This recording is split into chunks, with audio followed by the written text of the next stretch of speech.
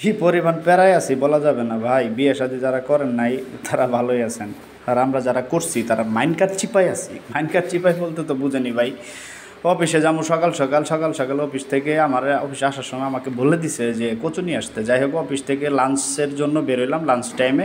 এখন একটু বাজারে যাব, কিন্তু পকেটে টাকা নাই। চিন্তা করতেছি কী করা যায়, মেজাজটা তো খারাপ হয়ে গেছে। আমি তো এমনিতেই কচু খাই না, আর কচু খাইলে আমার গলা মানে দেখলেই গলা চুলকায়।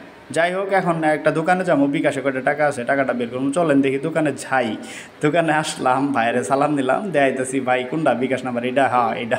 আচ্ছা ঠিক আছে ভাই, বিকাশে আমি কয়টা টাকা ক্যাশ আউট করবো, দেওয়া যাবো? হ্যাঁ ভাই করেন ভাই। তো এই ভাই কইতেছে ভাই হ্যাঁ না ভাই পাশের দোকানে। যাই হোক, পাশের দোকানে গেলাম, যাওয়ার পরে টাকাটা তুললাম, তোলার পরে কথা কইলাম বইয়ের লগে, মানে আপনার ভাবির লগে কথা কইলাম যে কী ব্যাপার, কোন কচু? ওই যে পাতাওয়ালা কচুগুলো ওইগুলা নাকি ছোট?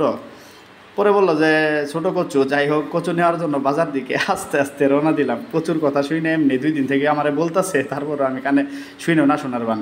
তো অলরেডি কচুর দোকানে কিন্তু পৌঁছায়, মানে জামু, এর মধ্যে ঢুকার পরে জিজ্ঞেস করলাম বাইরে, ভাই ভাই আবার শুনে না। যাই হোক, আবার জিজ্ঞেস করলাম ভাই, এই যে ভাই কচু এগুলা কত কইরা?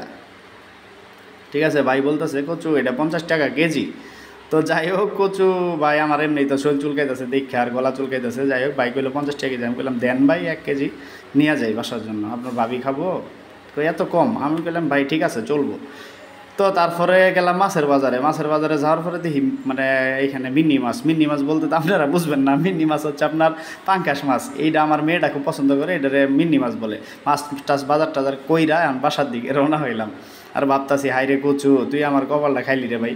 যাই হোক, বাসার দিকে আস্তে আস্তে যাওয়া শুরু করলাম। এরপরে বাসায় গেলাম।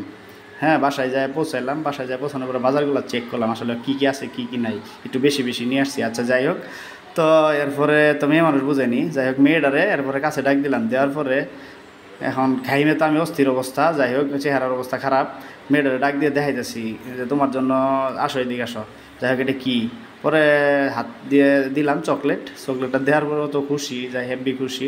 ওই একটা ভাইয়ারে দিব আর একটা ওই খাইবো। আমার কাছে একটা ভাইয়ারে দিই বাবা। পরে গেলাম ঠিক আছে দেও, ভাইয়ারে তো দিবাই, ভাই হয় তোমার ভাইয়ারে দিবা না? ধন্যবাদ, আমার ভিডিও ফলো